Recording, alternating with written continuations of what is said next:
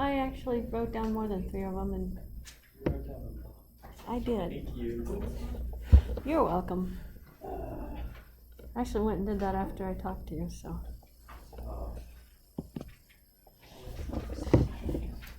Okay, section 2.2. There's a lot of information in this section, if you guys haven't noticed. This begins on page 80, essentially, in the book. We have some definitions. Let A and B be sets. The union of A and B is a set of everything in A or everything in B. So you're combining A and B together for the union. The intersection is everything in both A and B. So you're taking what's common. So this is common to A and B. And this up here is combined. Let me write this down. And then the set difference is remove everything from A that is in B. So it's everything in A without anything from B. Remove all of the elements of B from it.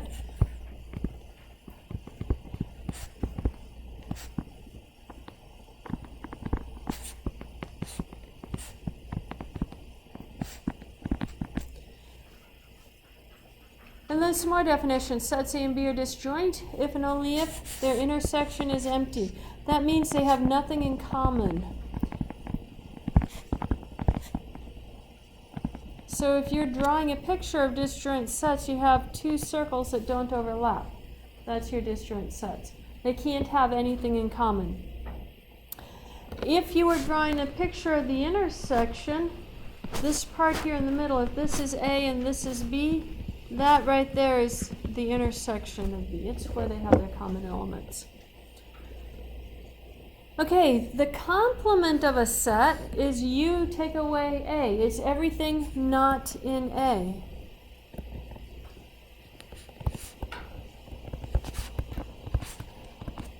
That's the complement of a set. And then the cross product. This was our last quiz question. Let A and B be sets. The product, or the cross product of A and B, is A cross B, where A is in A and B is in B.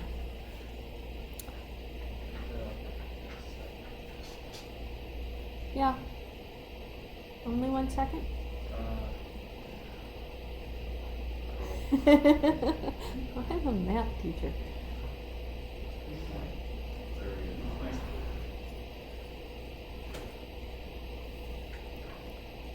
So you guys have heard the saying, you can't have your cake and eat it too, right?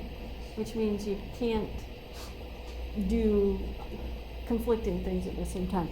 Well, I always understood that growing up. You know, I wanted to have my ice cream. That meant eat it. So I didn't understand why I couldn't have my cake and eat it too when I used the same words for that. Have meant eat when I was growing up. It took a long time for me to understand that. It wasn't exactly literal. Yeah, there you go. Seems to me if you don't eat your cake that it's going to spoil. It'd be best to eat it. So did you get it copied down yet?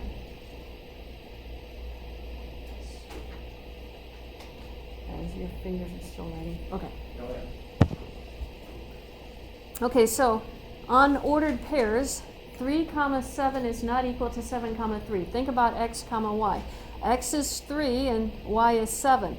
That's totally different from x equals to 7 and y equals to 3. So make sure when you're thinking about your ordered pairs that you realize that order is necessary within the ordered pair. But order is not necessary inside a set. You can write a set in any order you want to. So let's look at the set A equals 1, 2, 4, B equals 1, 2, 9. We're going to find a whole bunch of these things. What is A union B? According to our definition, 1, 2, 4, and 9. Combine A and B together. A union B says to combine them together. Let's look at A intersected with B.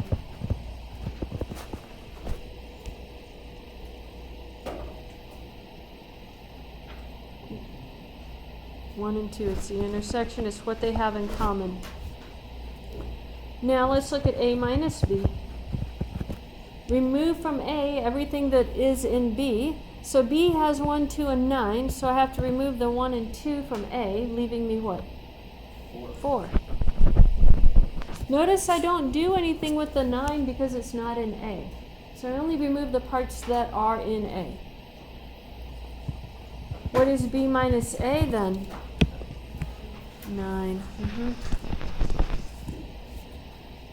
And let's look at the long one, B cross A. You have to write these as points. The B points come first and the A points come second because order in the cross product matters. So I'm going to start with the 1 in B and I'm going to pair it with everything in A. So it'll be 1, 1, 1, 2, and 1, 4. Now let's move to the second item in B and pair it with everything in A. 2, 1, 2, 2, 2, 4. And then do the same thing with 9. Pair it with everything in A, and we have 9, 1, 9, 2, 9, 4.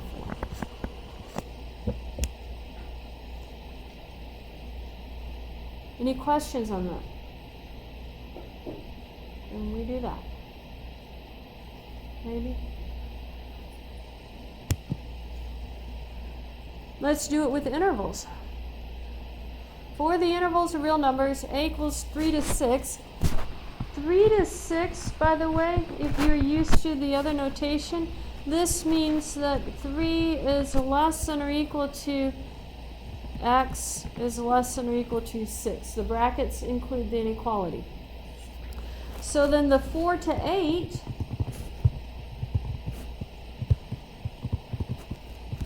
that is going to be, can't write a 4 now, 4 less than or equal to x, strictly less than 8 because it wasn't a square bracket, it was a parentheses. So let's do the same thing. Let's find A union B, combine the two intervals together. Here's my number line. I'm going to have 3, 4, 5, 6, 7, and 8. And the first set for A goes from 3 to 6. And the second set, B, goes from 4 up to 8, but on 8 it's a parentheses. Like that. We want to combine both of those together, so what should we get?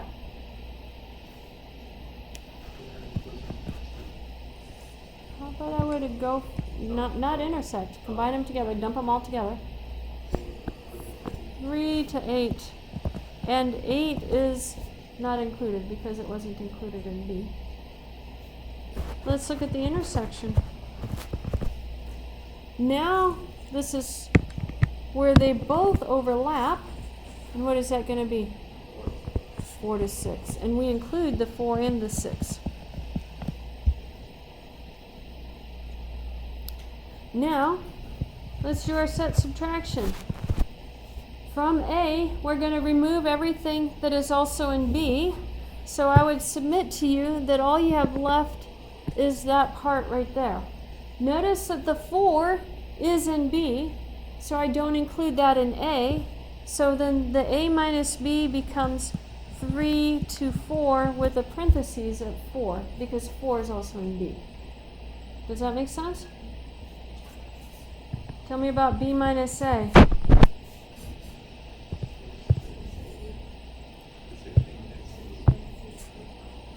Yeah, so I have to start right here and go to there.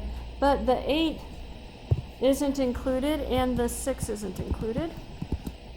So parentheses.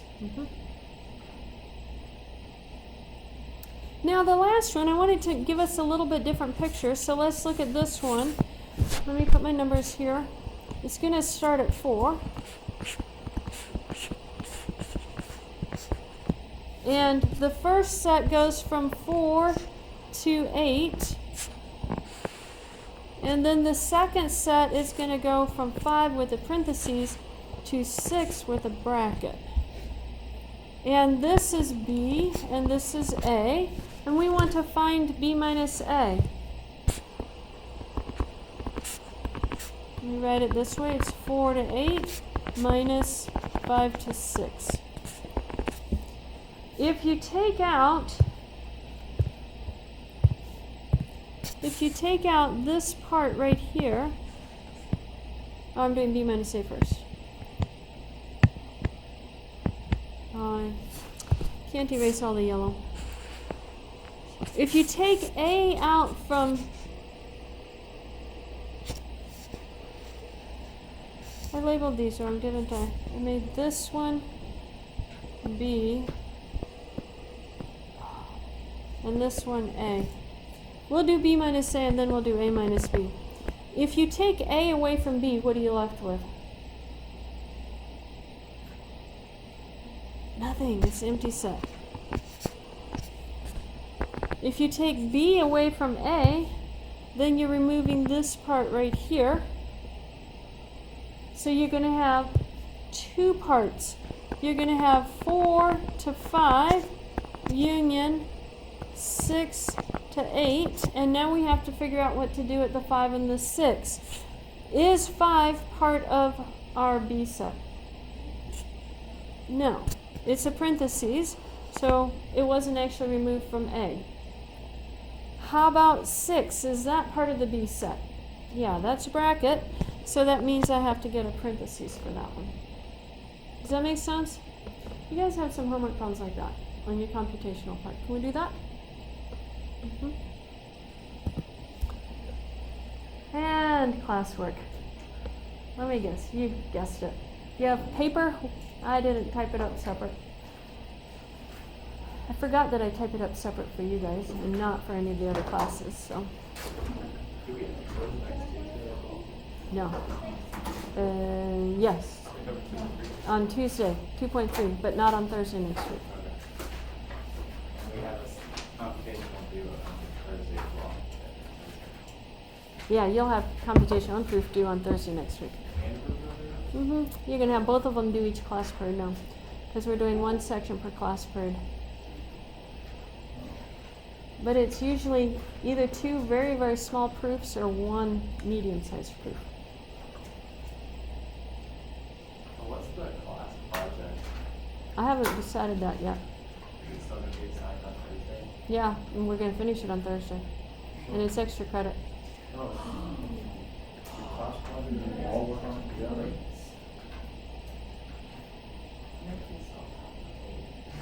And there will be no homework over break. Wait, there will be or there won't be? There will be no homework over break. That makes me happier. Now you're ready for classwork. Got all the questions taken care of.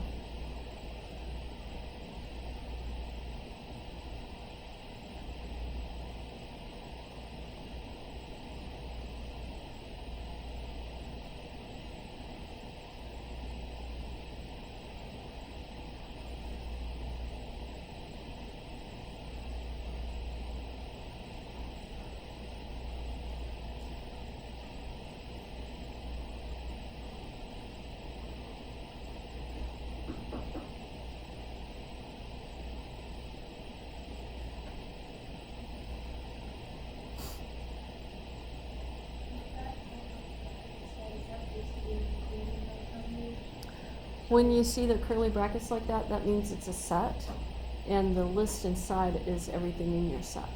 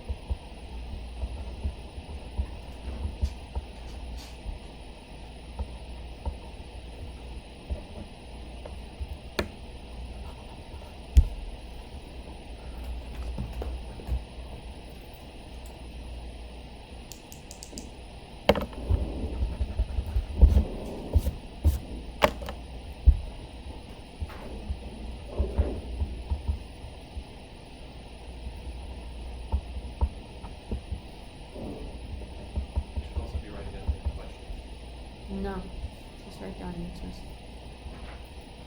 I mean, if you want to write the question down, you can, but you don't have to.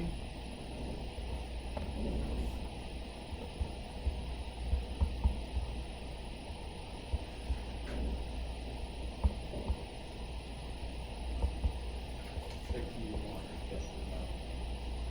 Yeah.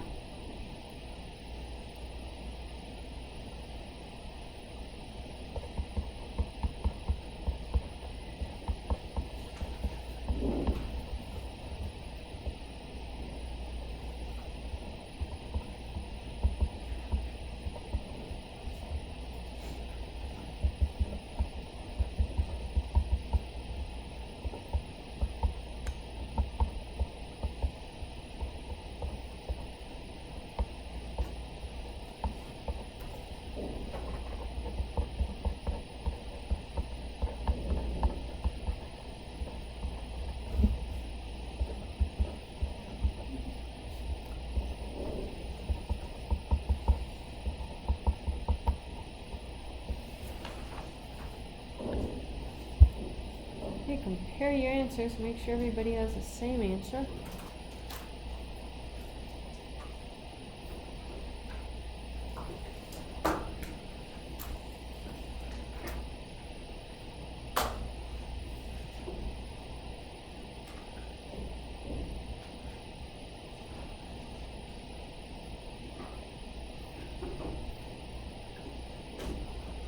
Is the first one related to, like vector functions?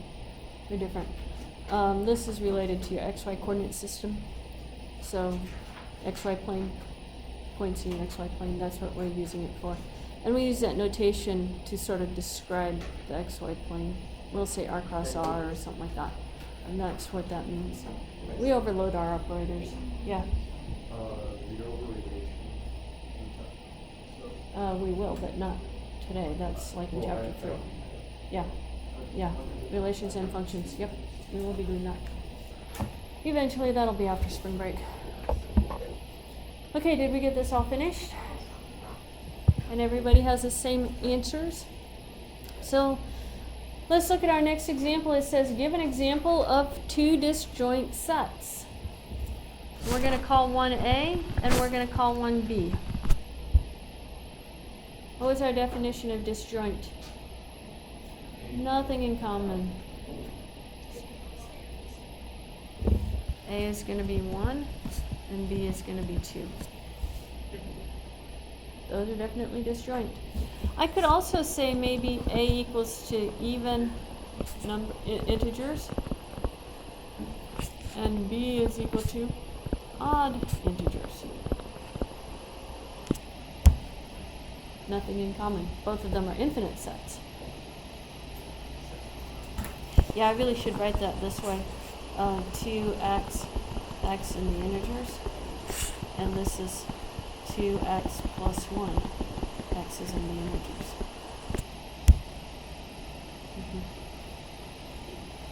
Disjoint, nothing in common, they don't overlap. How do you show that two sets are disjoint?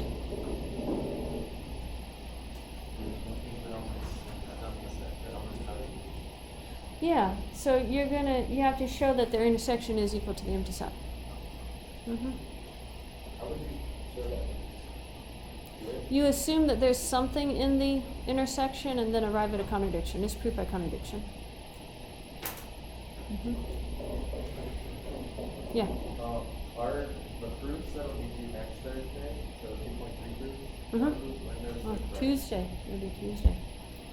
Oh wait. Today's Tuesday. Yeah. So Sorry, so you next got me. Tuesday is 2.2. Yeah, so Thursday, do Thursday. Okay, so now I'm with you. Now what's your Okay. question? So the corrections for 2.2 are due on Thursday. Yes, When are the corrections for 2.3? the following Tuesday. Because I grade them the same day that you guys turn them in. Over spring break? No. The next time that. Tuesday or Friday? Yeah, we have one more week of class here, essentially. So the Thursday stuff is going to be due Tuesday. And then any corrections that you have to make over what I grade on Tuesday is going to be due after break. Yeah, yeah, Okay. yeah. No homework over break. Now that's all. Now that's all the questions. Okay, so how do you show I read the question wrong. How do you show two sets are equal? We'll get to how do you show two sets are disjoint. How do you show A equals to B?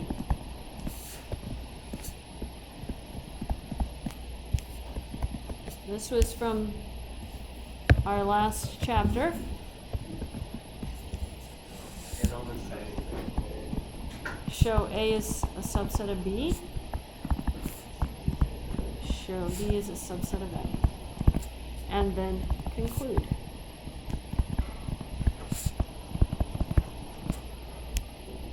So, we reminded ourselves of that because we have equality of sets in our theorems. The first theorem, so you guys were a bit confused about what I was looking for.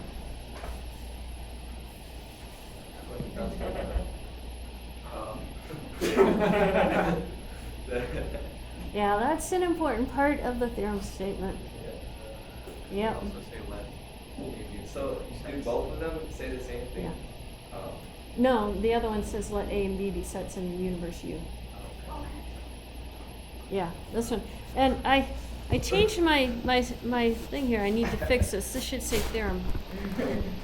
I've been inventing my slides as we go and trying to make some of it ahead of time so it fills in parts of it. And I copied and pasted my example and called it a theorem. And so on where it fills it in, it's filling it in as an example instead of a theorem. Oops. Okay, so on the quiz, if you remember on the quiz, it was G and H that I was asking for. G and H were the commutative properties. And then I asked you for K, L, M, and N.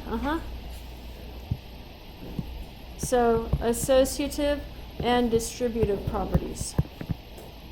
Commutative, associative, and distributive properties. Those are the really important ones. Those are the ones we're going to be using throughout the rest of the semester. So we kind of have to know those ones. The rest of them, they are important, but we'll only use them a few times. We're not going to keep coming back to them all the time. The hardest ones to prove are probably starting at M and going to the end.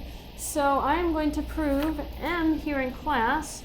The book proves part B, part F, H, M, and P. So it proves like 5 of them for you. And we're going to go over part N because the book does part M. I always try and do the ones that aren't in the book. So let's go over part N. We're going to prove this one right here. So I'm going to start leaving off some of the scratch work. We're still going to talk through the scratch work, but we're going to do it a little bit differently than how I've been writing it out before. What is my hypothesis statement?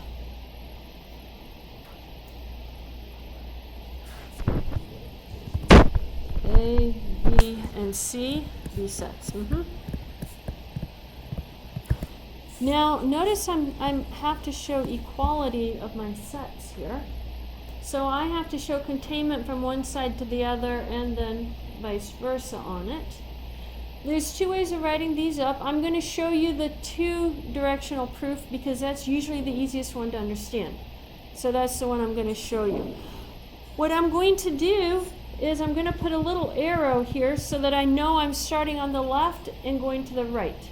If I'm starting on the left and going to the right, then I have to let X be in the left-hand set, A union B intersected with C, do a whole bunch of work, and conclude that X is in the right-hand set, A union B intersected with A union C. Do you see where I'm headed with this? Start on the left-hand side, do some fancy work, arrive at the right-hand side. And then we're going to flip it around and go backwards for the other direction. So let's start over here. Let X be an element of A union B intersected with C. Where does that tell you that X lives. You have a union symbol here.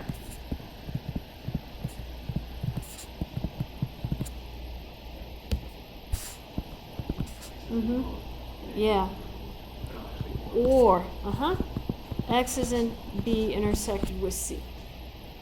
Okay. Now I've got an intersection symbol right over here. So we're going to break that apart. Let's see, we used and so already. Thus, then, whatever. X is in A, and I'm going to put a comma here. This comma is not like the English people want it. It's for us mathematicians to tell us that it separates my two phrases from each other. Everything is grouped on one side of the comma, and everything on the other side is grouped together. So everything after the comma is being grouped together, but I'm not putting it in parentheses. So that tells us X is in A, or, let me put my or here, or X is in B, and X is in C.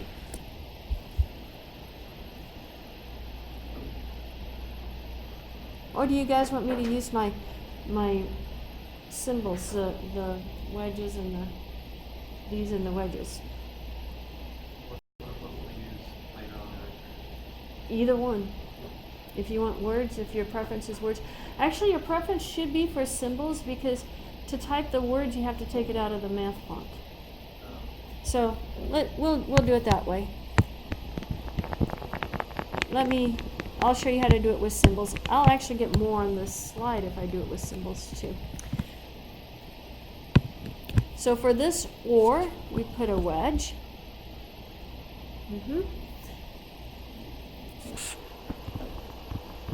And then I have X is in A, or I'm going to put the parentheses because it's going to be in symbols.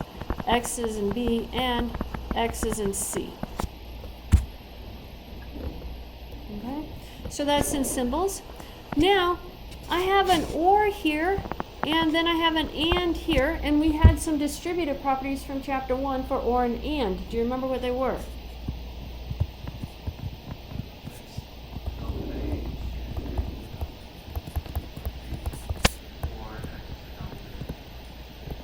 Yeah. X is an element of A,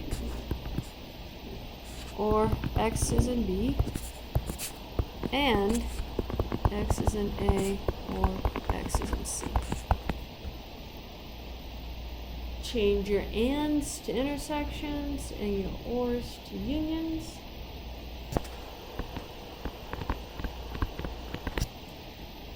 We have X is an element of A union B, and X is an element of A union C. Suppose I don't need those combined together.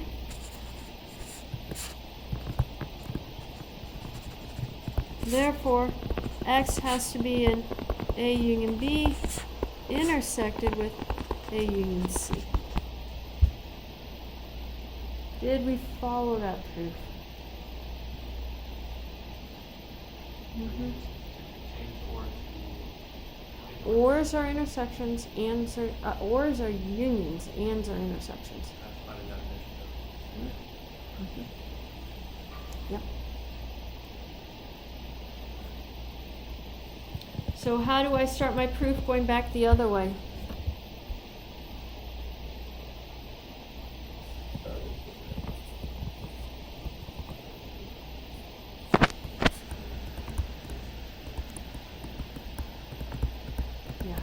Let X be an element of the right-hand side. Now let's break it apart. If X is in the intersection of two sets, where is X?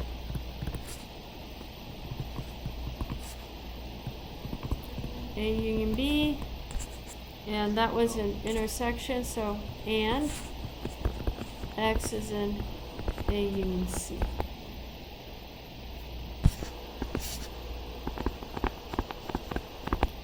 Taking it further, where is X then going to be?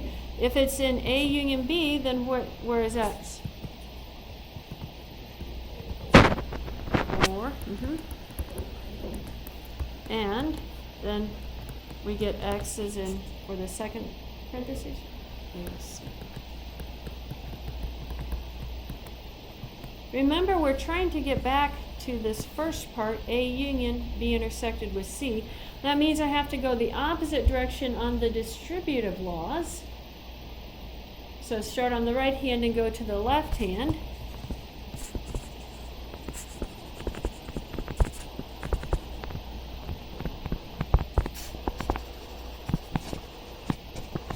By the distributive laws of logic. This should be of logic here, because we're going to have distributive laws of sets too. By the distributive laws of logic, x has to be in A, and x is in B, or x is in C. Just went backwards.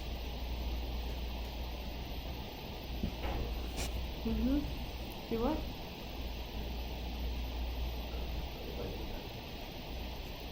The wedges are ors, the V's are, sorry, the V's are ors, the wedges are ins.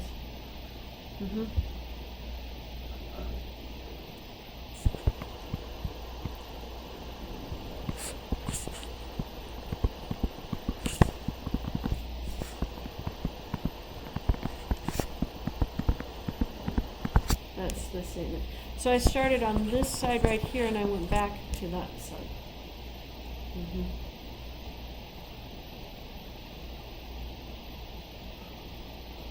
Now what does that tell us? Therefore, x is in A intersected with B union C. Now, right here on each of these, I need one more conclusion. What I've done is I started on the left-hand side and I got to the right. So what we need to do is say, so A union B intersected with C is contained in A union B intersected with A union C. And then down here at the other end, we have to say it the other direction because we started on the right-hand side. So we're going to have A union B intersected with A union C is contained in A intersected with B union C.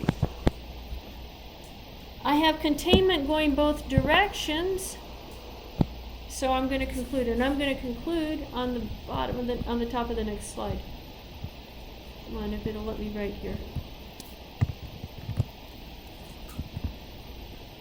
Therefore, I'm going to call these 1 and 2. By 1 and 2, here is going to be our 1. And here's going to be our 2. By our 2 inequalities, I know that A intersected with B union C is equal to A intersected with B union A intersected with C. Our distributive property for sets.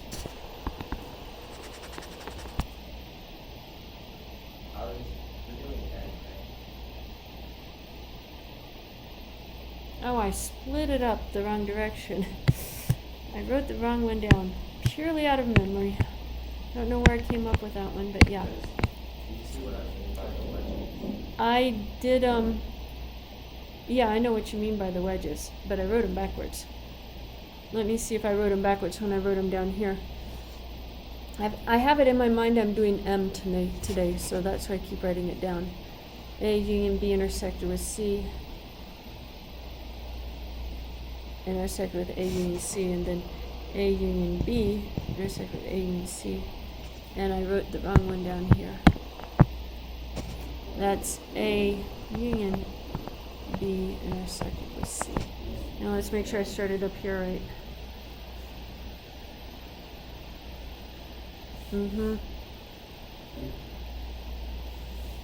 And so X element A and X element.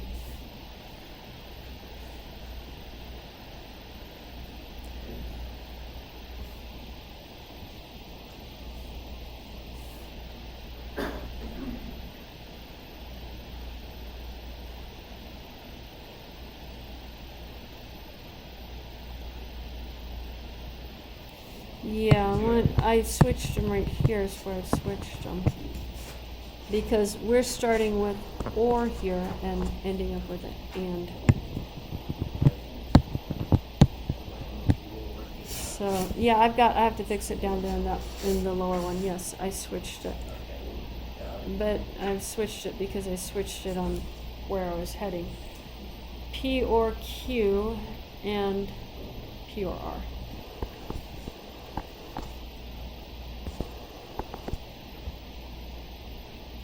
There's what we need. So this line right here is correct. Yeah. Then by the distributive laws, That's what I was talking yes, about, the other I switched them. I should have X is in A and or X is in yes. So let me switch that back. There we go. And then this is backwards. I don't know why I want that to be that way today, but I do. I want to prove the other one. Now we got it right. Now does it make sense to everybody? I switched my ands and ors on that last line there. Going backwards on the distributive law. Which means I need to fix it down here. A union B intersected with C. This computer's slow. And this should be A union B intersected with A union C. Do you guys see the process of proving these? Prove containment one direction, prove containment the other direction, conclude that they're equal. And that's how we prove equality on sets all the time. That proof always shows you equality for sets. Okay. Question? So where you got like the one circle, can we actually do that at first result? Yeah. So if you use, I'll write it right here, backslash begin a line, and then you write your equations, you have your ampersand, you write your equations. If you leave this right here,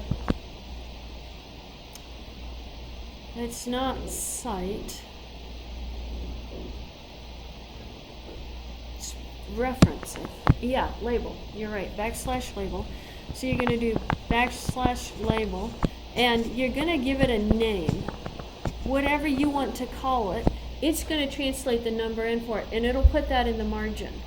And then if you have another equation down here, and you don't want it to be included, we have to have our end. Then what you do is you say backslash no number,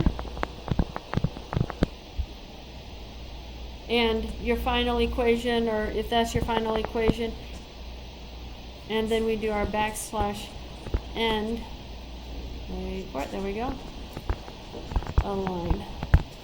And then if we want to reference it, we can say by, and we do equation, this is a name, so it's capital E. We do equation, put it in parentheses, and then do backslash reference, and you put the name of it here. It'll pop up a list for you to choose from. And that tells it to put in the same number that it put right up here for its label. And that's how you do that in LaTeX. And it's very pretty. Yes, you can do that. And you should do that. Mm-hmm.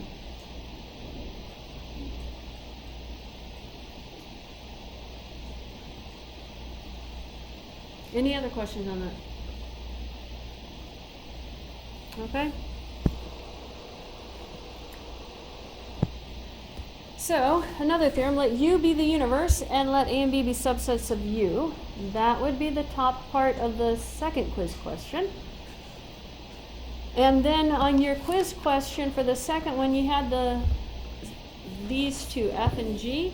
F and G had special names. They're called De Morgan's laws.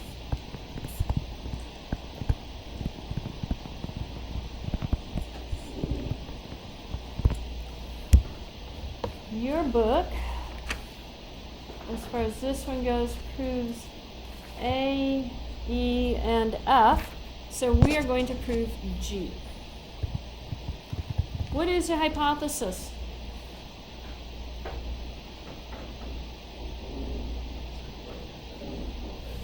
First of all, let U be the universe.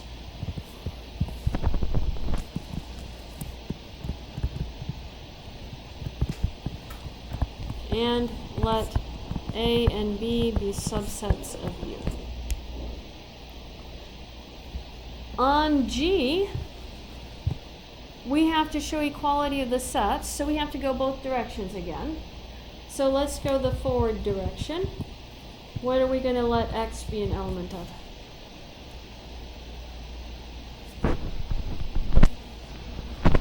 Yeah, intersected with B complement.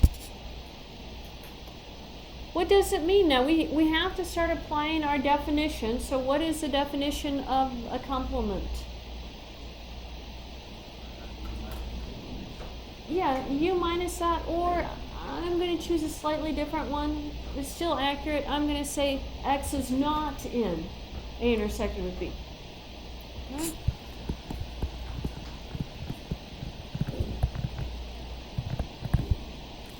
Oh, I'll just use my symbols.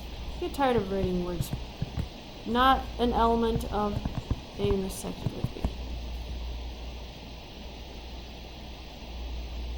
How does that help?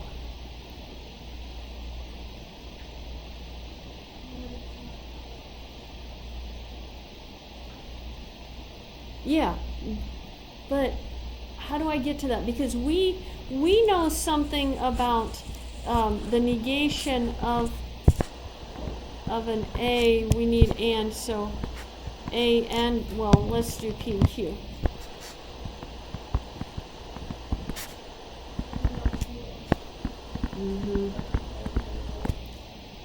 Yeah. So if it's, yeah, so let me write it this way. That's supposed to be an it.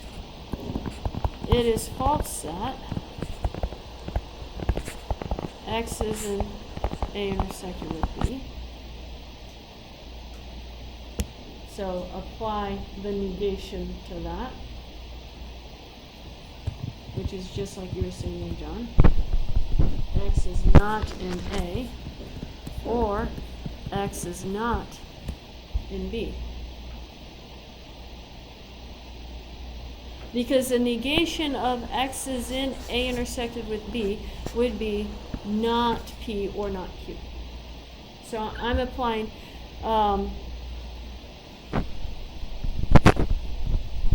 by the negation, or we'll say denial. It has fewer letters in it. The denial rules of logic. Specifically, this one right here. Not P or Q, not P and Q is not P or not Q. So I have not, this right here says this is my P, this is my Q. So the negation, that would be not P and not Q. Therefore, X is not in A or X is not in B. If X is not in A, then X would be an A complement, or X is in B complement. Put those two together and what do you get?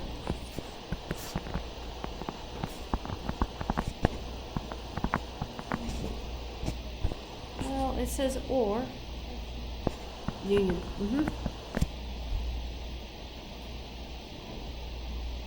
Yeah, this is the second one of De Morgan's law. We just proved it. Well, we just proved one direction of it. Thus, A intersected with B complement is contained in A complement union B complement. And this is our one. So if you put that on centered, then you can put that one over there. Now we're going to go back the other direction. What do we assume to go back the other direction?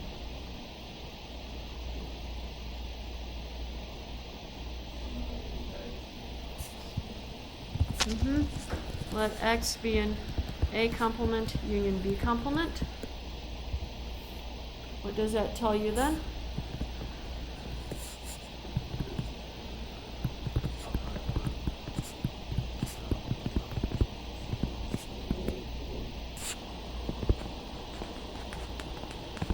So then x is, what should we do for our next step?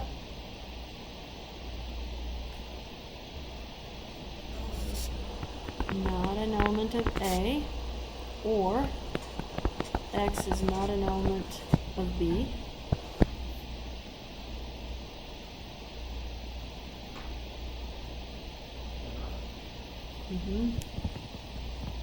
Therefore, it is false that x is an element of A and B.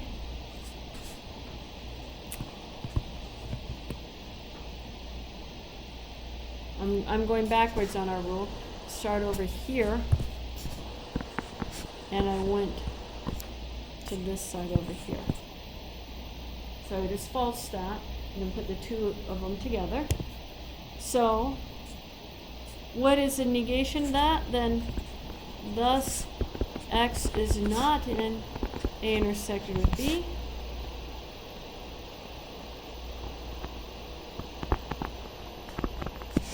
If x is not in A intersected with B, where does it live? Yeah, A intersected with AAB. A intersected with B complement. Therefore, what did we show in this half of the proof?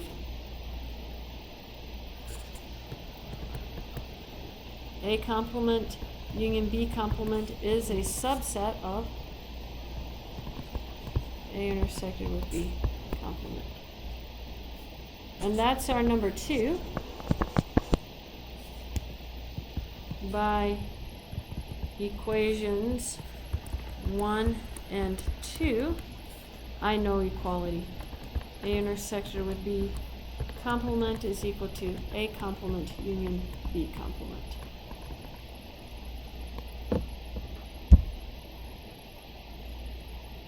Any questions on that?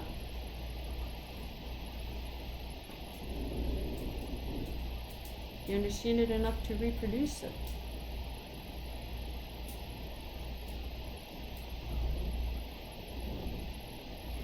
Could be on the test. That one isn't one of them on the homework.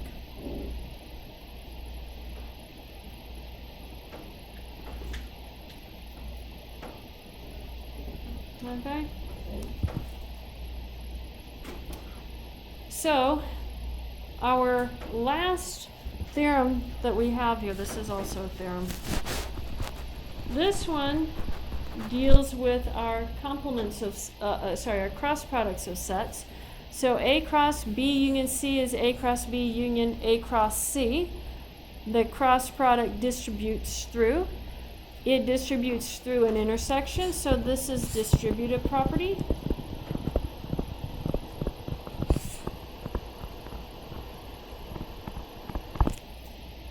A cross the empty set is the empty set. The intersection between two cross products, it sort of distributes, so this looks more like a distributive intersection and union. It's going the other direction is what's getting distributed. And then the last one, A cross B intersected with B cross A, is A intersected with B cross A intersected with B. So they're just switching the A and the B's, and what you get is a cross product of the intersection of both of them combined together. You guys are going to prove part D for your classwork.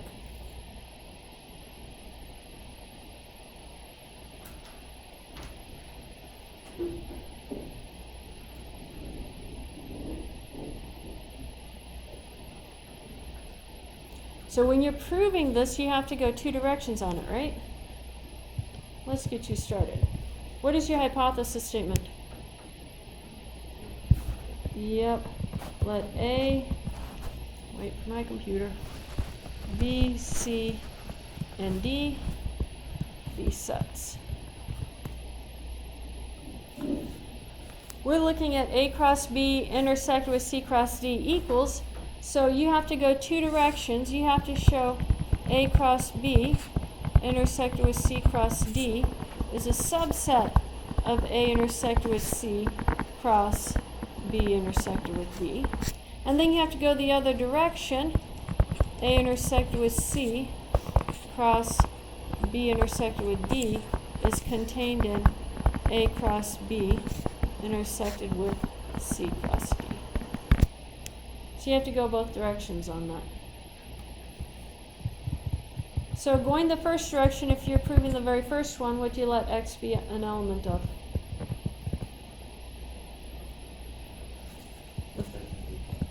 A cross B intersection with C cross D. Notice what lives in our cross product, A cross B? Are those just single values or are those pairs? They're ordered pairs. So let's make this be an ordered pair. Let X, Y be in the intersection.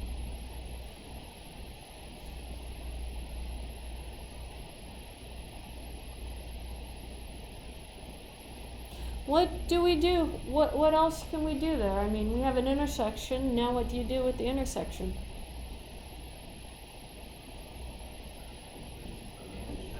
An and. That means that, here, let me draw this. And so, X, comma, Y, I guess I put it down here. X, comma, Y is in A cross B, and X, comma, Y is in C cross D. What does your definition of the cross product tell you about X from our first part of our equation?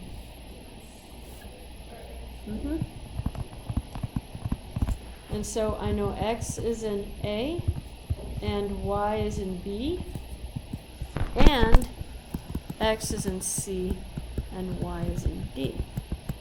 Now you can distribute your ands through. Thus, X is in A and X is in C and Y is in B and Y is in D. Now you can combine them together. Therefore, X is in A intersected with C and Y is in B intersected with D. Hence, X comma Y lives in A intersected with C cross B intersected with D. And then your conclusion for just this side, you have A cross B intersected with C cross D is contained in A intersected with C cross B intersected with D. Now you have to go back the other direction, and that you guys should be able to do.